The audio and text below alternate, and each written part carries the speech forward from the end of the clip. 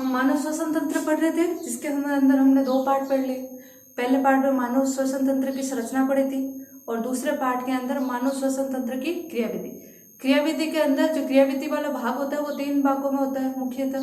पहला तो था समातन, अंतःश्वसन और निःश्वसन। दूसरा था गैसों का विनिमय और तीसरा था गैसों का परिवहन और अंत में क्या आता है कोशिकीय श्वसन। तो ये जो पर था समातन वाला भाग किस प्रकार से ऑक्सीजन और वायु को फेफड़ों के अंदर भरी जाती है और क्या करें बाहर निकाली जाती है वो हमने देख लिया था। अब इसके बाद में हम आगे पढ़ेंगे कि जो कूपिका है और जो रक्त केशिका है और जो आगे जो रक्त वाहिका है और उत्तक है उनके मध्य गैसों का आदान प्रदान CO2 और O2 का आदान प्रदान गैसों का विनिमय किस प्रकार होता है। इसके आगे जो गैसों का परिवहन कैसे होता है वो आप कंटिन्यू पूरा हम क्या करेंगे अब पढ़ेंगे। ठीक है, ये आपका हो जाएगा पार्ट 3।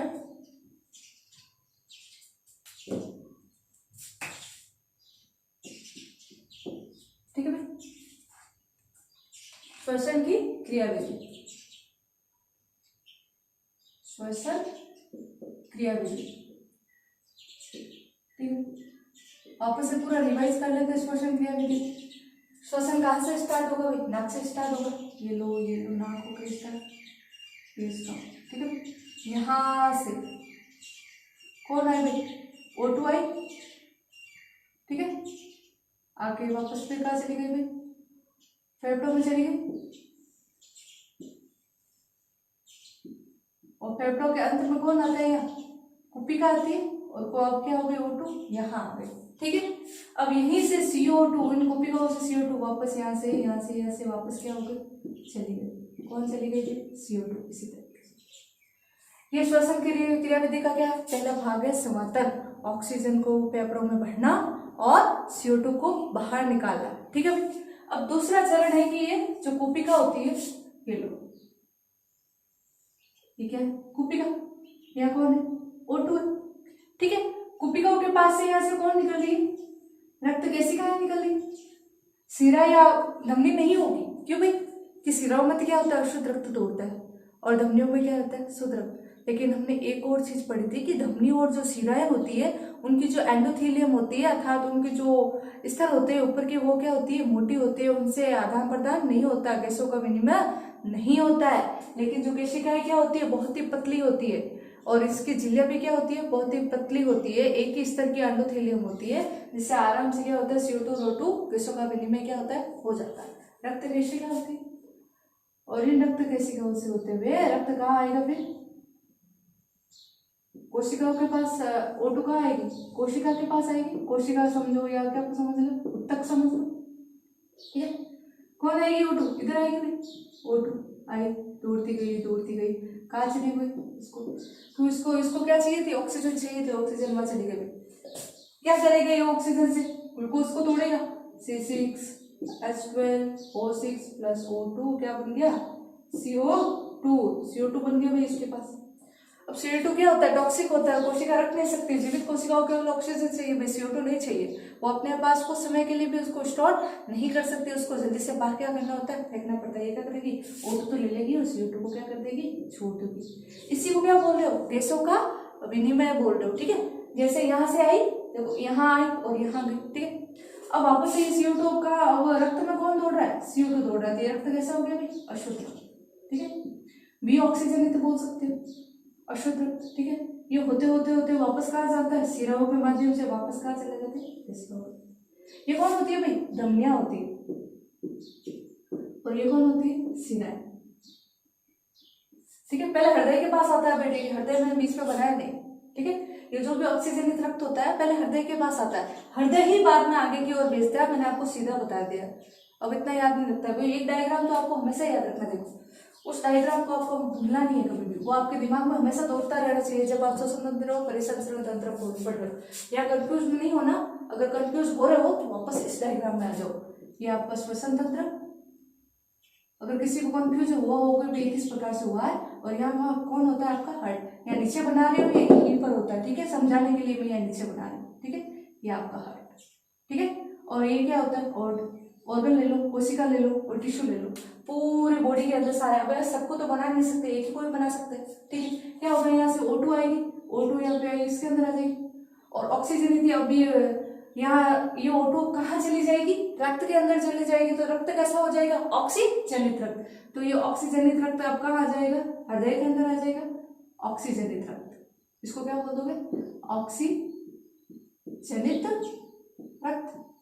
इस ऑक्सीजनित रक्त को कौन लेके आती है, जब मैंने आपको हृदय पढ़ाया तो ध्यान दीजिए, कौन था, फुफ्फुसीय शिराएं, फुफ्फुसीय शिराएं जो ऑक्सीजन युक्त रक्त को कहाँ लेके आती है भाई, हृदय में। कौन से हृदय के कौन से भाग में, बायां आलिंग में, ठीक है। और यहाँ से हृदय, यहाँ से ये रक्त ऑक्सीजनित रक्त पूरे शरीर को क्या कर दिया जाता है, पंप कर दिया जाता है। ये भी क्या है, ऑक्सीजनित रक्त है, ऑक्सीजनित रक्त। बहुत इंपॉर्टेंट डायग्राम होता है, इस डायग्राम पर ही आपको पूरा श्वसन तंत्र और परिसंचरण तंत्र क्या होता है टिका रहता है। इसी को दोहरा परिसंचरण तंत्र बोल सकते हो। तो ये डायग्राम आपके दिमाग में दौड़ता रहना चाहिए, तभी आप ऐसे छोटे छोटे डायग्राम में कंफ्यूज नहीं होंगे, ठीक है। ऑक्सीजन तंत्र कौन लेकर आ रही है, महाधमनी लेकर आ रही है, महाधमनी। यही महाधमनी आगे जाके बहुत सारे धमनियों में विभाजित हो रही है। धमनी आगे जाके केशिकाओं में, और केशिका उसको कहाँ भेज देती है, ऊतकों में भेज देती है। और ऊतकों में ऑक्सीजन जाते ही ग्लूकोज तो उतार क्या बन जाती है, CO2, और वो CO2 वापस कहाँ चली जाती है, सिराओं में। सिराओं से महाशिरा, महाशिरा कहाँ लेके चली जाएगी, दायां, दायां से दाएं नीले से वापस कहाँ चली जाती है, फेफड़ों में। ये पूरा पूरा आपके दिमाग के अंदर दौड़ता रहना चाहिए। ये अब अशुद्ध रक्त हो गया भाई, रक्त कैसा हो गया, अशुद्ध, क्योंकि अब इसके अंदर कौन दौड़ रहा है, CO2 दौड़ रहा है। इन्होंने क्या किया यहाँ पे, C6H12O6 + O2 क्या बना दिया भाई, CO2। अब यहाँ पर कौन दौड़ रहा है भाई, CO2 दौड़ रहा है। तो ये रक्त कैसा हो गया, अशुद्ध भी ऑक्सीजनित रक्त। ये कहाँ दौड़ता है, सिराओं में। सिराओं से फिर आगे कहाँ चला जाता है, महाशिराओं में। महाशिराओं से होते हुए फिर ये कहाँ, महाशिराओं अशुद्ध रक्त को कहाँ लेके जा सकती है, दाएं आलिंग में। दाएं आलिंग से कहाँ आ जाएगा, दाएं नीले में। और दाएं नीले से आते हुए ये रक्त फिर कहाँ चले जाएगा, दोनों फेफड़ों के अंदर वापस से शुद्ध होने के लिए। ये डायग्राम आपके दिमाग के अंदर हमेशा दौड़ता रहना चाहिए। यहाँ मैंने बीच में हृदय नहीं बनाया, क्योंकि जो फेफड़ों से, कोशिकाओं से ऑक्सीजन रक्त है पहले कहाँ आता है भाई, हृदय में आता है। लेकिन मैंने उधर वहां नहीं बनाया, क्योंकि ये सारी चीजें बनाते थे डायग्राम बहुत ही ज्यादा जटिल बन जाता है, ठीक है। अब ये तो आपके दिमाग में रहना चाहिए, या फिर यहाँ पे ये दिमाग में नहीं आना चाहिए कि पहले सीधे कोशिका के पास कैसा पहुंच गया। मैंने समझाने के लिए हृदय को हटा दिया, लेकिन वो हृदय हटा नहीं, बीच में है, आपको दिमाग में रख रहा है, बस मैंने आपके डायग्राम के यहाँ सामने नहीं रखा, ठीक है। आगे भैया अशुद्ध रक्त वापस से कहाँ जाएगा भाई, फेफड़ों में जाएगा, कहाँ जाएगा, कोशिकाओं में जाएगा, और ये CO2 वापस जाएगा, ठीक। ये O2 और CO2 का क्या हो रहा है, आदान प्रदान हो। इसी को क्या बोलते हैं, गैसों का विनिमय। तो गैसों का विनिमय कहाँ होता है, दो जगह होता है, कोशिकाओं में और रक्त केशिका में, ठीक है। एक बार तो यहाँ होगा गैसों का विनिमय, ठीक, गैसों का विनिमय हो गया। फिर क्या होता है, गैसों का परिवहन। कोशिका और रक्त के मध्य गैसों का विनिमय होने के पश्चात क्या होता है, परिवहन। परिवहन का मतलब ले जाना। अब यहाँ से ऑक्सीजन कहाँ फुदक गई भी, रक्त केशिका में फुदक तो गई, पर उस ऑक्सीजन को दौड़ के कहाँ जाना भाई, कोशिका में जाना, तो उसको क्या बोल दोगे, परिवहन। कोशिका के पास आ गए थे, फिर से वापस से यहाँ क्या होगा, आदान प्रदान होगा, किसका, O2 और CO2 का। दोबारा से वही CO2 परिवहन करके वापस कहाँ जाएगा, कोशिका और रक्त केशिकाओं के पास, और वापस से यहाँ गैसों का क्या होगा, विनिमय, आदान प्रदान होगा, ठीक है। ये है आपका गैसों का विनिमय और रक्त का और गैसों का परिवहन। अब देखो समझो होता क्या, पहले हम कर रहे हैं गैसों का विनिमय, किस प्रकार से, कोशिका और रक्त केशिकाओं के मध्य तथा रक्त वाहिका और ऊतकों के मध्य किस प्रकार गैसों का क्या होता है, विनिमय होता है, वो देखते हैं। फिर हम पढ़ते हैं गैसों का परिवहन।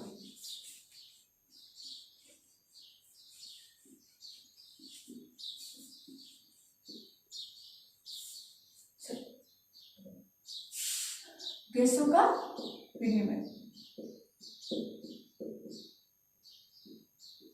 कहाँ कहाँ पर होगा,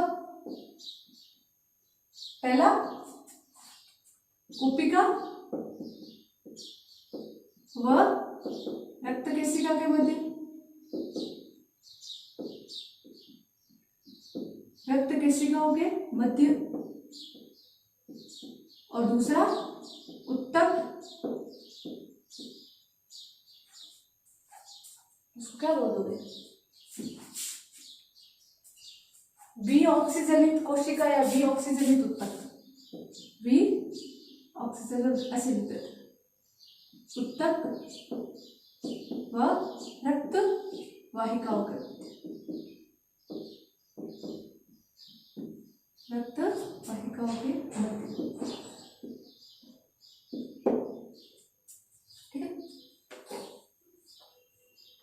ये वापस से ये क्या हो जाएगी, कूपिका।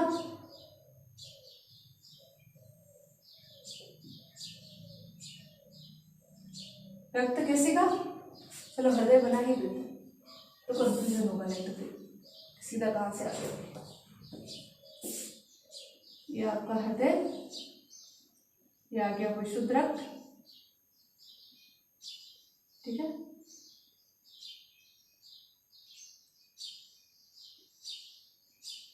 ये कौन आ गई यहाँ पे, O2, ठीक है। और यहाँ से रक्त होते हुए फिर कहाँ चला जाएगा,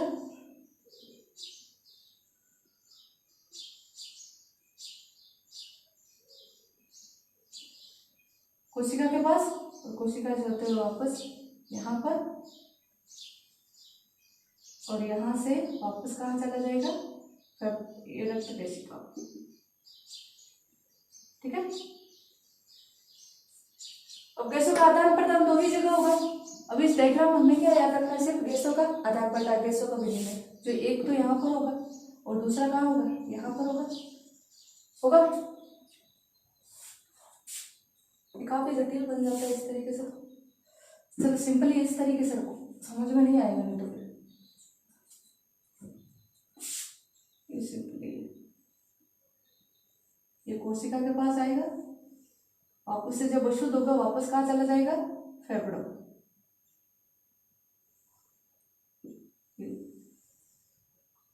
एक तो यहाँ होगा आदान प्रदान और दूसरा कोशिका और रक्त केशिकाओं के मध्य यहाँ होगा गैसों का आदान।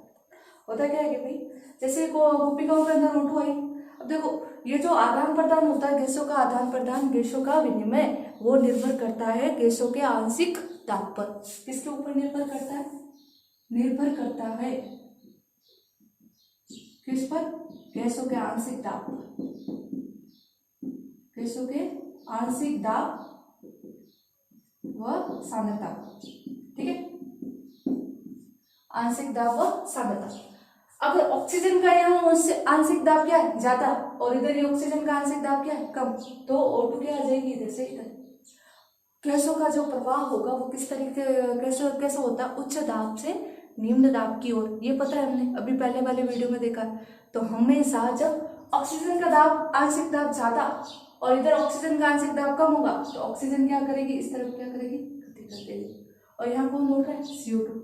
CO2 का आंशिक दाब यहाँ क्या होगा, ज्यादा, इधर क्या होगा, कम, तो CO2 कहाँ चली जाएगी थी, कोशिकाओं में। किसके ऊपर निर्भर करता है गैसों का विनिमय, आंशिक दाब पर। अब आंशिक दाब होता है क्या है, मान लो ये कोई कंटेनर है, ठीक है। अब इसके अंदर गैसें बहुत सारी है, H2A, N2A, O2A, CO2A। तो किसी एक गैस का तो दाब बोल नहीं सकते हो कि इसके अंदर सभी का दाब है।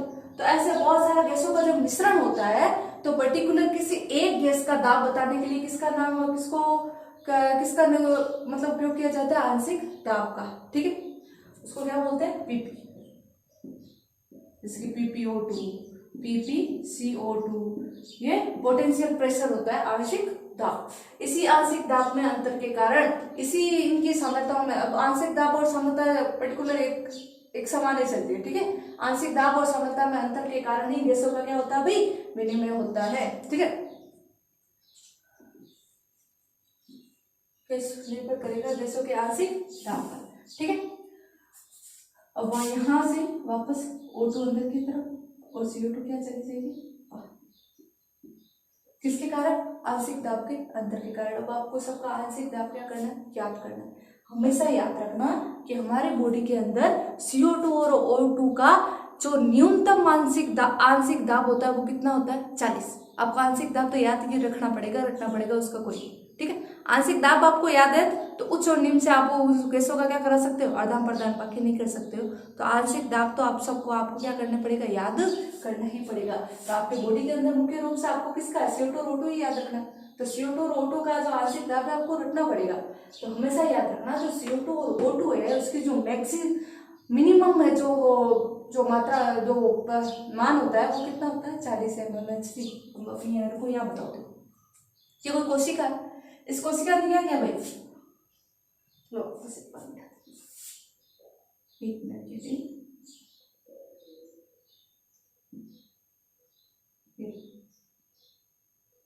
अभी कोशिका है, अभी कोई कोशिका, ये क्या कर रही है, रो रहा है। क्यों रो रहा है, इसके पास ऑक्सीजन क्या है, कम है। क्यों कम है भाई, तो इसके पास जितनी ऑक्सीजन थी उस ऑक्सीजन का उपयोग करके इसने क्या बना दी भाई, ऊर्जा बना दी ग्लूकोज को तोड़कर। ठीक है, तब इसके पास ऑक्सीजन की क्या हो गई भाई, कमी हो गई, तभी तो ऑक्सीजन वहां से तोड़कर ही आता है भाई। ऑक्सीजन की क्या है, कमी है, तो ऑक्सीजन का मिनिमम यहाँ पर PO2 मिनिमम मांग कितना हो जाएगा, 40 mmHg। ठीक है भाई, पहला ऑक्सीजन का लिख देते हैं, फिर CO2 का लिख देते। ठीक हो गया, और यहाँ पर कोशिका के अंदर है। ठीक है, और यहाँ देखो, यहाँ बताओ किसकी मात्रा ज्यादा रहेगी कोशिकाओं के अंदर, जब आपने अंतःस्वर्षण किया तो O2 का क्या होगा, ज्यादा होगा, लेकिन CO2 क्या होगी, कम होगी। तो ये कोशिका के अंदर लिखो PCO2 mmHg, इनकी मिनिमम मात्रा लिख रहे हैं। ठीक है, यहाँ कितनी हो जाएगी, 40 हो जाएगी, और ऑक्सीजन की यहाँ होगी आपकी 104, PO2 कितना हो जाएगा, अरे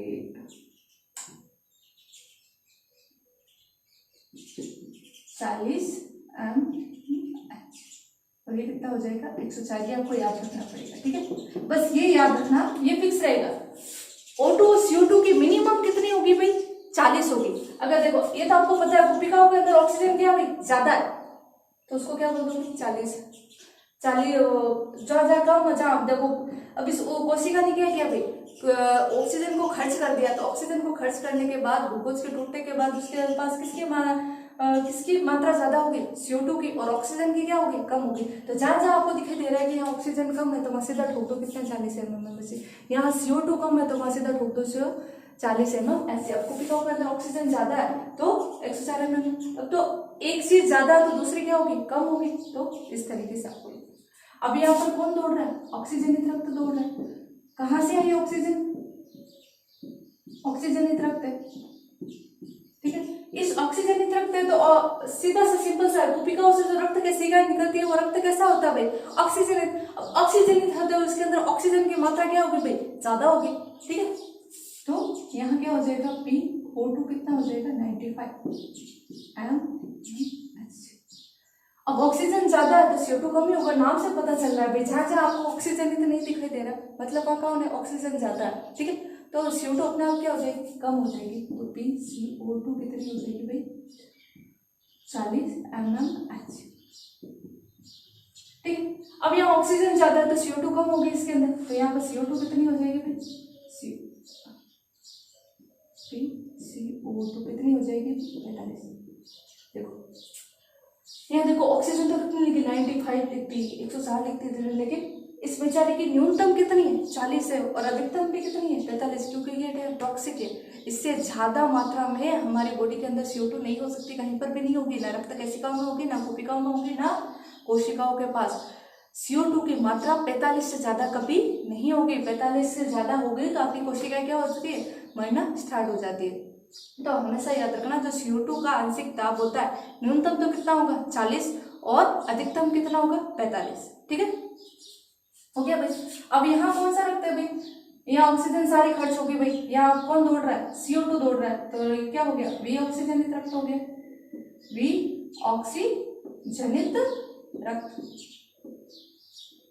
अब इसके अंदर PCO2 कितना हो जाएगा, 45 हो जाएगा भाई, और PO2 कितना हो जाएगा, 40 हो गया। न्यूनतम कितनी होगी, 40 ही होगी। यहाँ से दोबारा, ठीक है, हो गया कंप्लीट। यहाँ का देख ले, यहाँ का देख ले, यहाँ का देख ले। अब गैसों का आदान प्रदान होगा कैसा होगा, उच्च दाब से निम्न दाब की ओर। यहाँ O2 का कितना है भाई, O2 104, और यहाँ O2 कितनी है भाई, ये रक्त कोशिका का O2 कितना है भाई,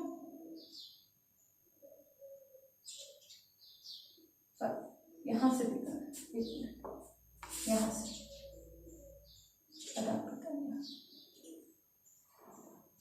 अब देखो, यहाँ बताना O2 और CO2, यहाँ बताना है। यहाँ पर यहाँ O2 कितनी हो जाएगी भाई, न्यूनतम हो गई।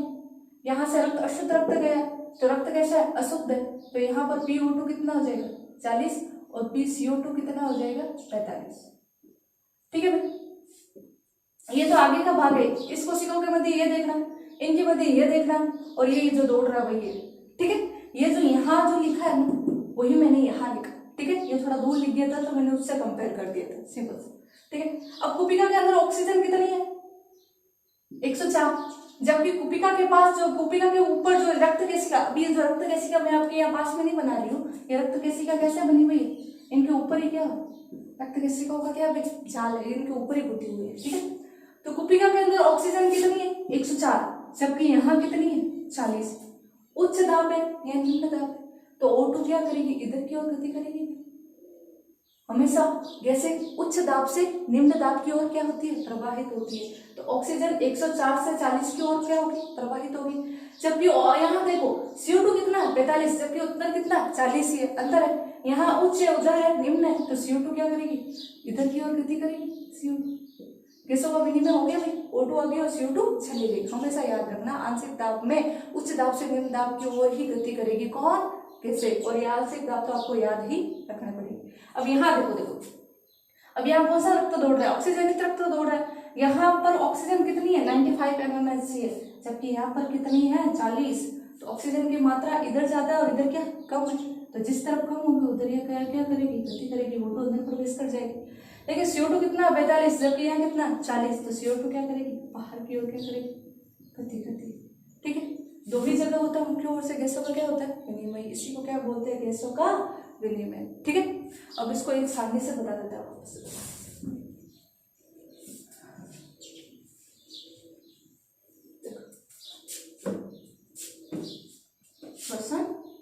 श्वसन वही गैसों का विनिमय, ये O2 और ये CO2।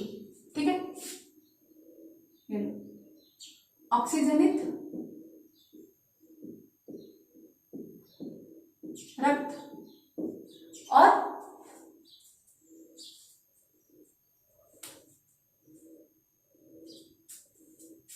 ऑक्सीजनित रक्त, विऑक्सीजनित रक्त,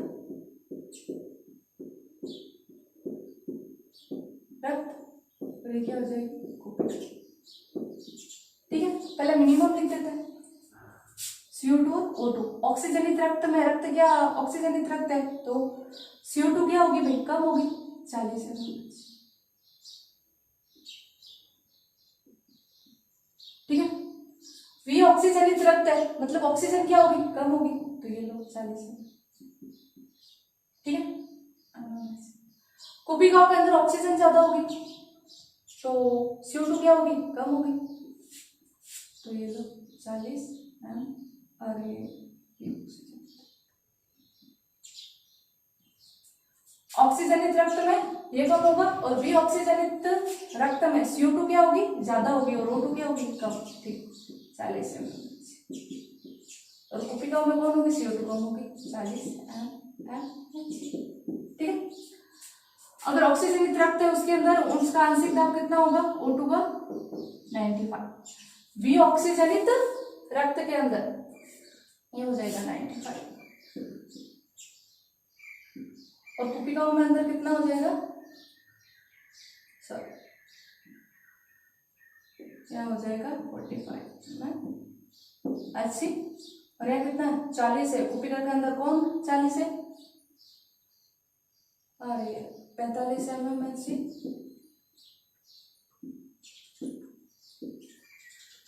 और यहाँ कितना आ जाएगा? 104। थोड़ा कंफ्यूज हो गई थी उसके लिए, सॉरी। हाँ, सबसे पहले क्या करना? ऑक्सीजनित रक्त, ऑक्सीजनित रक्त है तो मतलब ऑक्सीजन ज्यादा है, तो CO2 क्या है? कम। और किसी भी गैस की CO2 हमने मिनिमम मात्रा कितनी पड़ी थी? 40। ठीक है, ऑक्सीजनित है मतलब ऑक्सीजन क्या है? ज्यादा, और CO2 क्या है? कम। और CO2 कम है तो CO2 मिनिमम कितनी होती थी? 40 mmHg। ठीक है, हो गया इधर। अब वापस है वी ऑक्सीजनित रक्त, वी ऑक्सीजनित रक्त मतलब उसके अंदर ऑक्सीजन क्या है? कम, तो CO2 क्या होगी? ज्यादा होगी, तो ये कितनी हो जाएगी? 45। सॉरी, यहाँ तो ऑक्सीजन है ना। ठीक है, O2, और ये कितनी हो जाएगी? 45 है। अब कुपिकाओं के अंदर क्या होगी? ऑक्सीजन ज्यादा होगी, तो CO2 क्या होगी? कम, तो 45 mmHg। ठीक, अच्छा, इस तरीके से क्या करना है? याद रखना। आंशिक दाब आपको हमेशा याद रखना है, और सिंपल सा याद रखना है कि आंशिक दाब उच्च आंशिक दाब से निम्न आंशिक दाब की ओर गैसों का क्या होता है? प्रभाव होता है। नेक्स्ट है गैसों का परिवहन।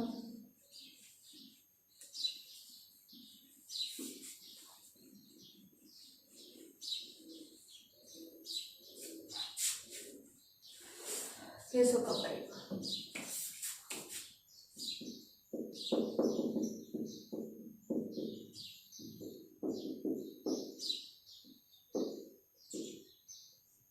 गैसों का परिवहन। देखो क्या होता है, ये कोई कॉपी का क्या कौन आ गया भाई, O2, और कहाँ फुदक गई, इसके अंदर फुदक गई भाई। अब फुदकने से होता क्या है, तो जा नहीं सकती क्योंकि ये क्या नहीं होती, घुलनशील नहीं होती, बहुत ही कम घुलनशील होती है। तो ये 30% तो किसमें घुल जाएगी भाई, प्लाज्मा में। अब रक्त का जो तरल भाग होता है कौन सा होता है, प्लाज्मा होता है, तो जो तरल भाग होता है वही घोल सकता है, तो वो ऑक्सीजन को अपने अंदर क्या कर लेगा, घोल लेगा। लेकिन ऑक्सीजन की प्रकृति विलयशील नहीं होती है, केवल कुछ ही प्रकृति और कुछ ही परसेंट ही घुल पाती है, उसके 3% तो वो किसमें घुल जाएगी, प्लाज्मा में। लेकिन जो उसकी 97% होती है वो विलयशील नहीं होती। अब जब घुलेगी नहीं तो ये कोशिका का तक पहुंचेगी कैसे, ऑक्सीजन को किसके पास जाना है भाई, यहाँ पड़ी किसके पास जाना है, कोशिका के पास। क्यों जाना है भाई, क्योंकि ये कोशिका बेचारी क्या कर रही है, रो रही है। क्यों रो रही है, क्योंकि इसके पास क्या नहीं भाई, ऑक्सीजन नहीं है। जैसे ही ऑक्सीजन को पता लगा कि कोशिका मेरे बिना क्या कर रही है, रो रही है, तो उसको कोशिका के पास जाना है, लेकिन ये जा नहीं सकते बेचारी। क्यों, क्योंकि विलयशील नहीं है। अब जो जो चीजें विलयशील होती है वो तो रक्त के अंदर, जैसे ग्लूकोज है आपका, वो जो जितनी भी सारी चीजें विलयशील होती है वो तो इस रक्त के अंदर दौड़ के उन चीजों के पास पहुंच जाती है। पर इसके अंदर अकड़ है, ये बोल रही रक्त के अंदर घुलूंगी नहीं। अब रक्त के अंदर घुलेगी नहीं तो यहाँ पहुंचेगी कैसे, थोड़ी सी अकड़ कम करी और 30% किस में घुल गई, प्लाज्मा में। तो 30% तो क्या होती है, प्लाज्मा में घुल जाती है। लेकिन केवल 30% ही घुली, 97% तो अभी भी बाकी है। तो उस 97% ऑक्सीजन को इस कोशिका तक पहुंचाने के लिए एक प्रकार की क्या बनाई जाती है, मोटरसाइकिल, गाड़ी बनाई जाती है। क्या करते हैं भाई, आपको कहीं जाना है उसके लिए आप क्या करते हो, बस वगैरह गाड़ी वगैरह करते हो।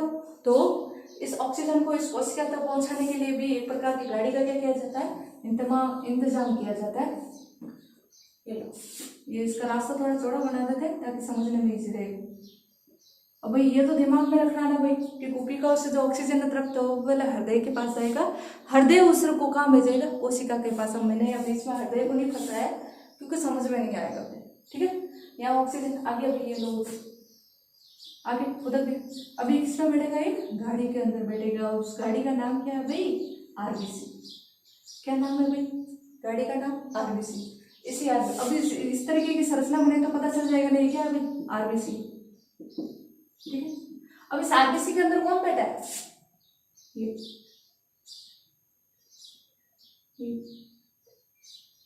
इसके अंदर कौन बैठा है, ये आरबीसी बैठा है, सॉरी हीमोग्लोबिन बैठा है। क्या था भाई, हीमोग्लोबिन एक प्रकार का क्या था, श्वसन वर्णक होता है, जो आरबीसी को क्या लाल रंग क्या करता है, प्रदान करता है। यह हीमोग्लोबिन किससे बना होता है, हिम प्लस ग्लोबिन होता है हिम प्लस ग्लोबिन। हिम जो होता है वो कौन होता है, Fe+2 होता है, जो कितना होते हैं, 4 होते हैं ये एफ। अब देखो Fe+2 फेरस, ठीक है। ये हीमोग्लोबिन कैसा होता है, देखो ये होता है इस तरीके से, ये Fe, ये Fe, ये Fe और ये Fe, और इस तरीके से ग्लोबिन की क्या होती है भी, चेन होती है। ये तो क्या हो जाएगी, ग्लोबिन हो जाएगी, ग्लोबिन चेन। और ये 4 क्या होगा, Fe+2। यह कौन बैठा है, Fe, ये Fe। तो ये ऑक्सीजन दौड़कर फुदक कर किसके ऊपर, इन 4 चेयर्स के ऊपर क्या होता है, बैठ जाता है, ठीक है। अब देखो ये हीमोग्लोबिन एक प्रकार से क्या है, गाड़ी है, गाड़ी के अंदर ये क्या है, हीमोग्लोबिन एक प्रकार की क्या है, सीट है। इस सीट के अंदर कितना ऑक्सीजन बैठ सकते हैं, 4, ठीक है। आरबीसी पूरी क्या है, एक बड़ी सी बस है, उसके अंदर एक सीट है, कौन, हीमोग्लोबिन। हीमोग्लोबिन नाम की एक सीट क्या है, रिजर्व है, जो किसके लिए भाई, ऑक्सीजन के लिए। और इस सीट पर कितना ऑक्सीजन बैठ सकते हैं भाई, 4 बैठ सकते हैं, ठीक है। कितना ऑक्सीजन बैठेंगे, 4 बैठेंगे। लेकिन ये एक साथ नहीं बैठ सकते भाई, ये सीटें एक साथ खाली नहीं होती, पहले एक ऑक्सीजन बैठेगा। ये क्या होता है, हीमोग्लोबिन को जो हिम वाला पार्ट होता है ना, इसके जो ये पकड़ तो 4 ऑक्सीजन को सकता है, लेकिन ये पकड़ेगा नहीं, पहले एक को पकड़ेगा, फिर दो को पकड़ेगा, फिर तीसरे को पकड़ेगा, फिर चौथी को पकड़ेगा। ऐसा नहीं होगा कि एक साथ 4 ऑक्सीजन नहीं और सब बैठ जाओ, ऐसा नहीं होता। ठीक है, पहले एक सीट भरेगा, फिर दूसरी, फिर तीसरी और फिर चौथे। इसके साथ ही कौन जुड़ जाता है भाई? अपना ऑक्सीजन। अभी हीमोग्लोबिन का परिचय हो गया भाई। क्या कौन बेटा? हीमोग्लोबिन। ये किसको पकड़ लेगा अपने ऊपर? ऑक्सीजन को पकड़ लेगा। जैसे ही हीमोग्लोबिन के साथ कौन जुड़ा? ऑक्सीजन। उसको क्या बोलोगे? Oxy haemoglobin. O2 किसके साथ जुड़ गया भाई? हीमोग्लोबिन के साथ, तो इसको क्या बोलोगे? Oxy haemoglobin. ठीक है, पहला हम ऑक्सीजन का परिवहन पढ़ रहे हैं, फिर CO2 का परिवहन पढ़ेंगे। ठीक है, तो जो ऑक्सीजन का परिवहन होता है वो किस रूप में होता है? Oxy haemoglobin. और ऑक्सी हीमोग्लोबिन क्या होता है? जब ऑक्सीजन किसके साथ बॉन्ड कर सकता है? हीमोग्लोबिन के साथ, उसको क्या बोलते हैं भाई? Oxy haemoglobin. और हीमोग्लोबिन एक बार में 4 ऑक्सीजन परमाणु को अपने साथ अणुओं को क्या कर सकता है? अपने साथ ले जा सकता है। लेकिन वो चारों को एक साथ ऐसे पकड़ के नहीं बैठेगा, पहले एक ऑक्सीजन को पकड़ेगा, फिर दूसरी को, फिर तीसरी को, फिर चौथी को, फिर धीरे धीरे अपने साथ क्या करेगा? बैठ करेगा। हमेशा याद रखना, एक साथ चारों को नहीं पकड़ता है, पहले एक, पहले दो, फिर तीन, फिर चार, ऐसा करके आपको आगे वक्र पढ़ना है। इसका सिग्मोइड वक्र, ऑक्सीजन हीमोग्लोबिन बंधन और जो आंशिक दाब होता है उसके अंदर, उसका क्या पढ़ोगे? बंधन पढ़ोगे। अब ये जो बंधन है ना, ये जो हीमोग्लोबिन की प्रकृति है भाई ऑक्सीजन के साथ बॉन्ड करने की, लेकिन कुछ कारक होंगे, कुछ वजह होंगी, कुछ तो उसकी फितरत होगी, तब उन्होंने ऑक्सीजन के साथ बॉन्ड बनाया, ऐसे तो बनाएगा नहीं भाई। ठीक है, तो वो जो कारक होते हैं वो कौन कौन होते हैं भाई? आंशिक दाब। एक तो PO2 ऑक्सीजन का आंशिक दाब। जब ऑक्सीजन का आंशिक दाब क्या हो? ज्यादा हो। जैसे जैसे ऑक्सीजन का आंशिक दाब बढ़ता है वैसे वैसे हीमोग्लोबिन की ऑक्सीजन के साथ बॉन्ड बनाने की जो प्रवृत्ति होती है वो क्या होती है? बढ़ती जाती है। पर कुपिकाओं के अंदर ऑक्सीजन का आंशिक दाब क्या है? ज्यादा। कुपिकाओं के अंदर आंशिक दाब ज्यादा है तो हीमोग्लोबिन ऑक्सीजन के साथ क्या बना लेगा? बॉन्ड बना लेगा। उसको क्या बोलोगे? Oxy haemoglobin. ठीक है, आंशिक दाब क्या होगा? ज्यादा, तो क्या बोलोगे? हीमोग्लोबिन व O2 की बंधन प्रवृत्ति वे क्या होगी? बढ़ी। ठीक है भाई। दूसरा, अगर ताप क्या होगा भाई? ज्यादा होगा तो हीमोग्लोबिन प्लस O2 की प्रवृत्ति क्या हो जाएगी भाई? घट जाएगी। अगर H+ आयन क्या हो? ज्यादा हो तो हीमोग्लोबिन प्लस O2 की प्रवृत्ति क्या होगी भाई? घटेगी। अब देखो क्या करो, अगर PCO2 क्या होगा भाई? ज्यादा होगा, तब भी हीमोग्लोबिन प्लस O2 की बंधन क्षमता क्या होगी? घटेगी। देखो तीर नीचे जा रहा है मतलब बंधन करने की प्रवृत्ति क्या होगी? प्लस का मतलब इन दोनों का बंधन मतलब ऑक्सी हीमोग्लोबिन। देखो जब भी कहीं पर भी CO2 की आंशिक दाब क्या होगा? ज्यादा। H+ आयनों की सांद्रता क्या होगी? ज्यादा। ताप क्या होगा? ज्यादा। जब ये 3 स्थितियां उत्पन्न होगी तो ऑक्सी हीमोग्लोबिन नहीं बनेगा। भले ही हीमोग्लोबिन को ऑक्सीजन से बहुत ज्यादा प्यार है पर वो उसके साथ बंधन नहीं बना सकता, क्योंकि उसके पास 3 क्या हो जा सकते हैं? बंधन 3 क्या अड़चने आ जाती है भाई। कौन सी 3 अड़चने? एक तो अधिक आंशिक दाब CO2 का, एक H+ आयन की सांद्रता की अधिकता और ताप अधिक। जब ये 3 स्थितियां उत्पन्न हो जाएगी तो हीमोग्लोबिन ऑक्सीजन के साथ बंधन नहीं बनाएगा। लेकिन कुपिकाओं के अंदर क्या होता है? यहाँ H+ आयन वाला नहीं होता। पेप्टो के अंदर ताप भी कुछ ज्यादा होता नहीं, और कुपिकाओं के अंदर किसका आंशिक दाब ज्यादा रहता है? O2 का ज्यादा रहता है। तो ये ऑक्सी हीमोग्लोबिन बन जाता है और इसके साथ बैठकर निकल लेता है। ठीक है, बैठ गया भाई, निकल गया भाई। चलो ऑक्सी हीमोग्लोबिन हो गया। अब ये RBC के ऊपर बैठ गए, कितने ऑक्सीजन बैठ गए? 4 बैठ गए।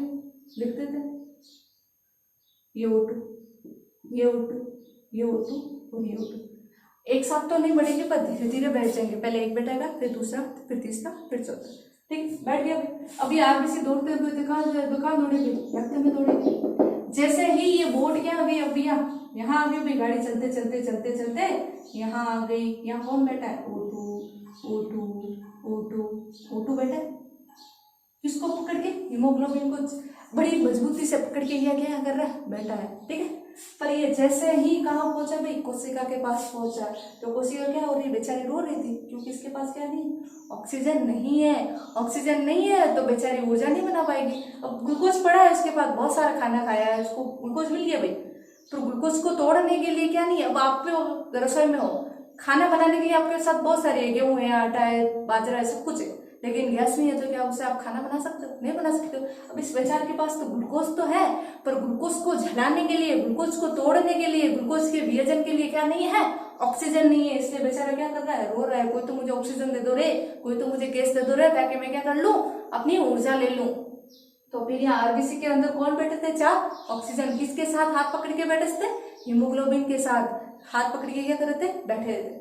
अब जैसे ही ये पास से गुजरते इसको रोता हुआ देखते पे, क्यों रो रहे, ये क्या चाहिए भाई, ऑक्सीजन चाहिए, तो ऑक्सीजन बेचारी का जी लग जाता है, और ये खुदक करके ये क्या है, कोशिका के पास जाना चाहता है, लेकिन इसको कौन पकड़ के बैठा है भाई, हीमोग्लोबिन क्या करके बैठा है, पकड़ के बैठा है। जब तक हीमोग्लोबिन ऑक्सीजन को छोड़ेगा नहीं, ऑक्सीजन कोशिका के पास जाएगा नहीं, तो अब ये क्या करता है भाई, ऑक्सीजन तो बोलते थे बेचारे, ये बोलते हैं भाई हीमोग्लोबिन मेरे को छोड़ नहीं रहा है, फिर ये कोशिका क्या करती है भाई, ये इस तरीके की स्थितियां उत्पन्न करती है ताकि ये ऑक्सी हीमोग्लोबिन दोनों क्या हो जाए, अलग हो जाए। तो इसके लिए क्या करती है ये कोशिका, इस कोशिका के पास क्या पड़ा है भाई, CO2 पड़ा है, तो ये CO2 का आंशिक दाब क्या करा देगी, बढ़ा देगी। यहाँ क्या छोड़ देगी भाई, CO2 भेज देगी। CO2 इसके पास बहुत सारा पड़ा था, जो इसने पहले इसके पास जो ग्लूकोज था, उस ग्लूकोज को तोड़ तोड़ के अपने पास क्या कर लिया था, CO2 इकट्ठा कर रखा था। उस CO2 की वजह से ये O2 को क्या करता है, ग्रहण करता है, तो ये CO2 को क्या कर देता है, बाहर निकाल देता है। जैसे ही CO2 को निकाला तो PCO2 क्या हो गया भाई, बढ़ गया भाई PCO2। कार्बन डाइऑक्साइड का क्या हो गया भाई, दाब, आंशिक दाब बढ़ गया। जैसे ही कार्बन डाइऑक्साइड का आंशिक दाब बढ़ गया तो ये हीमोग्लोबिन और ऑक्सीजन की जो बंधन क्षमता है वो क्या होती है भाई, घट जाती है। एक मिनट, जब CO2 का आंशिक दाब बढ़ेगा तो हीमोग्लोबिन प्लस ऑक्सीजन के जो बंधन है,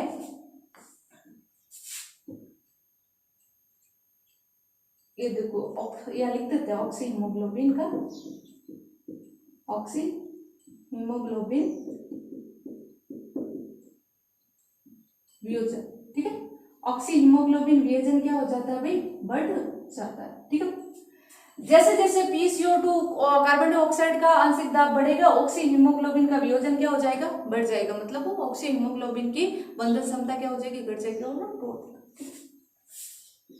प्लस अब देखो इसने क्या करा, कोशिका ने क्या करा था, ग्लूकोज को तोड़ती गई। जैसे जैसे आप खाना बनाते हो, जैसे आप रसोई गर्म नहीं होती है, वैसे के वैसे कोशिका भी क्या हो जाती है, गर्म हो जाती है। तो ताप क्या हो गया, बढ़ गया, तो ताप बढ़ गया तो ऑक्सी हीमोग्लोबिन, इसको वैसे लिख दो गया Hb प्लस O2 वियोजन भी क्या हो जाएगा भाई, बढ़ जाएगा,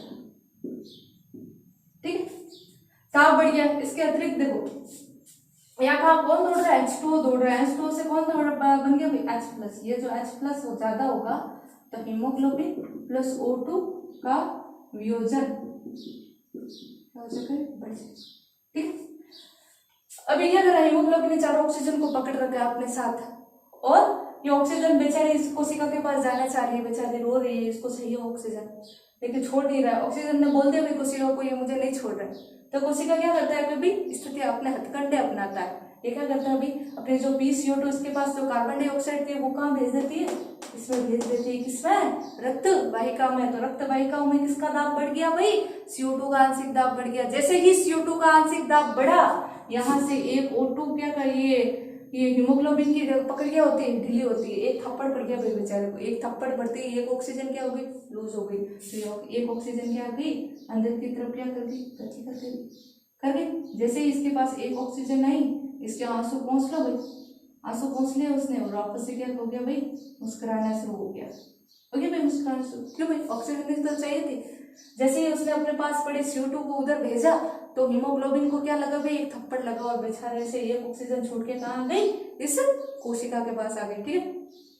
अब ये एक साथ चारों नहीं छोड़ेगा, ना तो ये चारों एक साथ ग्रहण करता है, ना ही चारों एक साथ छोड़ता है, धीरे धीरे पहले एक ऑक्सीजन छोड़ी, ठीक है।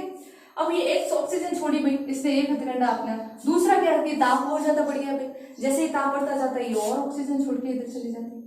देखो ये है ना, अपनी गाड़ी एक साथ खाली नहीं करता, ठीक। ये अपनी एक गाड़ी, अब ये जैसे यहाँ से O2 निकली, यहाँ कौन बैठ गया भाई, CO2 निकल गया, CO2। अब CO2 हीमोग्लोबिन के साथ जब जुड़ता है उसको क्या बोलते हैं, कार्बोक्सी हीमोग्लोबिन। अब इस गाड़ी में कौन बैठ के जाएगा भाई, CO2। तो CO2 को भी तो वापस जाना है कुपिका के पास, तभी तो नाक से वापस छोड़ेगा।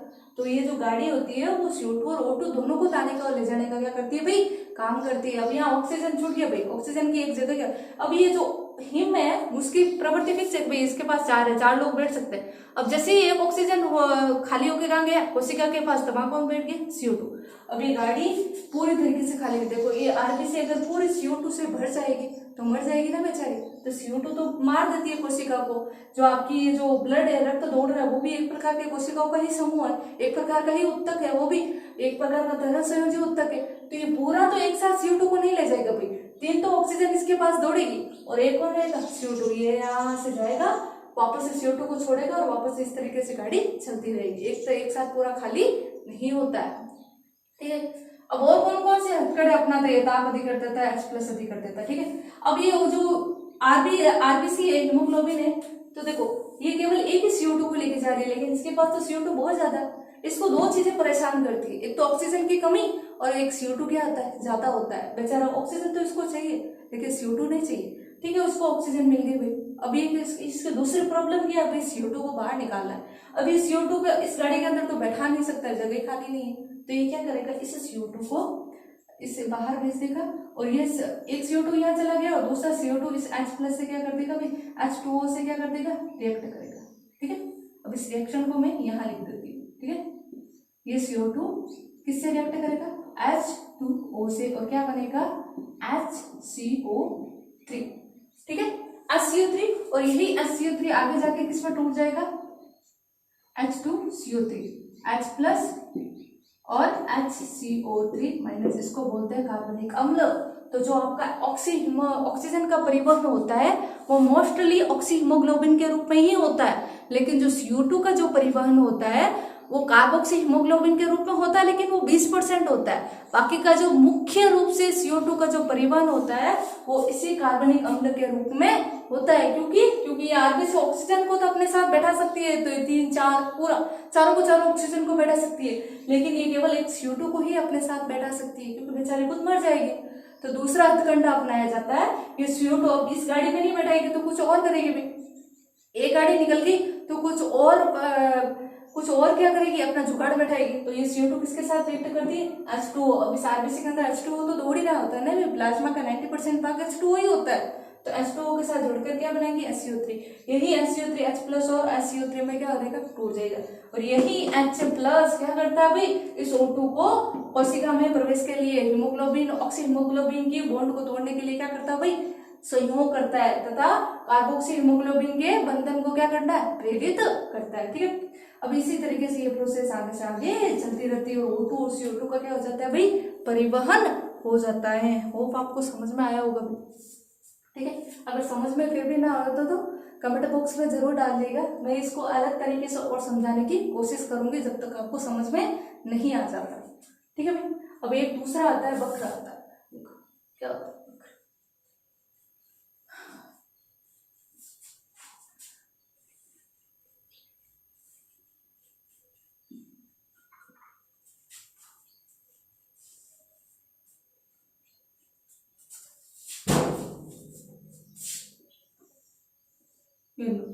O2 प्लस HB, O2 और हीमोग्लोबिन की बंधन क्षमता, और इस ग्राफ की दूसरी ओर लिख देते हैं PO2, ऑक्सीजन का आंशिक दाब। ये 20, ये 40, ये 50, ये 60, ये 70, ठीक। इधर भी ये 20, ये 40, ये 50, ये 60, ये 70। देखो जैसे जैसे आंशिक दाब बढ़ता जाता है वैसे वैसे ऑक्सी हीमोग्लोबिन की प्रवृत्ति भी बढ़ती जानी चाहिए भी, ठीक है। एक तो पढ़ा हमने कि जैसे जैसे ऑक्सीजन का आंशिक दाब बढ़ेगा वैसे वैसे ऑक्सीजन की हीमोग्लोबिन की ऑक्सीजन के साथ बंधन क्षमता भी क्या होगी, बढ़ती जाएगी। तो ये ग्राफ क्या आना चाहिए, ऐसा आना चाहिए था, एकदम सीधा, कि जैसे जैसे आंशिक दाब बढ़ेगा वैसे वैसे ऑक्सीजन की हीमोग्लोबिन के साथ बंधन सत्ता भी क्या होगी, बढ़ती जाती है, जबकि ऐसा नहीं होता है। क्यों नहीं होता भाई? ग्राफ सीधा प्राप्त नहीं होता है, बल्कि कैसा होता है, सिग्मोइड प्राप्त होता है। सिग्मोइड बोले तो इस प्रकार से, पहला तो ये बढ़ती और ये इस तरीके से क्या प्राप्त होता है, सिग्मोइड वक्र क्या होता है, प्राप्त होता है। क्यों प्राप्त होता है सिग्मोइड वक्र? इसको वियोजन वक्र भी बोल सकते हैं, ठीक है। तो ये वक्र प्राप्त होने का कारण होता है कि जो हीमोग्लोबिन होता है वो ऑक्सीजन के साथ बंधन करेगा। अगर ऑक्सीजन का जो आंशिक दाब जब ज्यादा होगा तो हीमोग्लोबिन ऑक्सीजन के साथ बंधन बनाएगा, लेकिन वो एक साथ चारों के साथ बंधन नहीं बनाएगा। पहले एक को ग्रहण करके फिर दूसरे को, फिर तीसरे को, फिर चौथे को, इस तरीके से ग्रहण करता है। इसलिए आपको वक्र कैसा प्राप्त होता है, सिग्मोइड वक्र, ठीक है। ये हो गया आपके गैसों का परिवहन। अब जैसे कि जैसे O2 का हुआ वैसे ही CO2 का होगा, ठीक है। फर्क बस इतना है कि जो ऑक्सीजन का परिवहन होता है वो ऑक्सी हीमोग्लोबिन के रूप में ज्यादा होता है, जबकि कार्बोक्सी हीमोग्लोबिन के रूप में परिवहन 20% ही होता है। तो CO2 का जो देखो, O2 का परिवहन किसके द्वारा होगा, प्लाज्मा के द्वारा, वो कितना होता है 3%। बाकी का जो 97% होता है वो कैसा होता है, ऑक्सी हीमोग्लोबिन के रूप में, ठीक है। ये हो गया भाई ऑक्सीजन का परिवहन। अब है CO2 का परिवहन। CO2 का जो परिवहन होता है कुछ तो हो जाएगा आपके प्लाज्मा के रूप में, 20% होगा कार्बोक्सी हीमोग्लोबिन के रूप में। बाकी का जो मोस्टली जो 60-70% भाग होता है वो किस में रूप में होता है, कार्बनिक अम्ल के रूप में, बाइकार्बोनेट या बाइकार्बनिक अम्ल के रूप में किसका होता है भाई, CO2 का विनिमय परिवहन होता है, ठीक। अब यहाँ तक हमने पढ़ लिया गैसों का स्वातन, गैसों का विनिमय और गैसों का परिवहन। अब नेक्स्ट के वीडियो में हम बाकी बचे हुए अपने टॉपिक करेंगे। अगर इस आपको कहीं पर भी समझने में कोई दिक्कत आ रही है तो बताइएगा जरूर, जब आप बताओगे तभी मैं कुछ इम्प्रूव कर पाऊंगी, ठीक है। अगर समझ में नहीं आता तो वो टॉपिक मुझे वापस से बोलो, ताकि मैं वापस से उसको इम्प्रूवमेंट करके थोड़ा अलग तरीके से समझाने की कोशिश करता हूँ। Thank you.